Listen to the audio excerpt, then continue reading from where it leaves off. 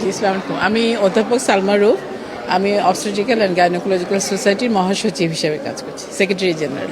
প্রথমে আমাদের যে জিনিসটা জানতে হবে, যেটা আমরা আসলেই আমরা জানি, হয়তো প্রফেশনাল অ্যাজ এ প্রফেশনাল আমরা জানি, কিন্তু সাধারণ মানুষ, পরিবারের মা বোন তারা জানে না যে আমাদের যে প্রজনন তন্ত্র, এই তন্ত্রের কিন্তু একটা ন্যাচারাল ডিফেন্স আছে।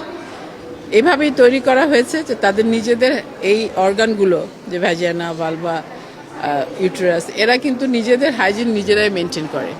এখানে আরোপিত কোনো ইন্টারভেনশনে যাওয়ার কোনো প্রয়োজন নেই, কারণ এখানে এইটাকে বলে যে ন্যাচারাল ডিফেন্স, নেচার এই ডিফেন্সটা নেয়।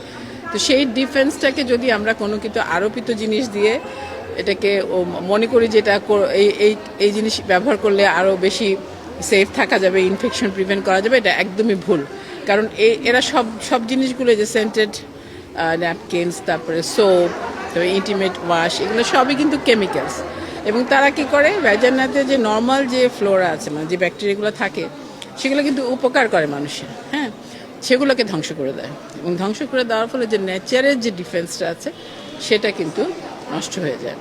সেটা নষ্ট হয়ে যায়, প্লাস হচ্ছে যে এটার জন্য যে সে এগুলো ইউজ করতে যে সে হয়তো নিজেরই ক্ষতি করে, এবং দেখা যায় কেমিক্যালস ইউজ করছে, সেখান থেকে অ্যালার্জিক রিয়াকশন হতে পারে, ইনফেকশন হতে পারে। সবচেয়ে বড় কথা হচ্ছে নেচার যেটাকে তৈরি করে দিয়েছে সেটাকেই ব্যাহত করে দিচ্ছে।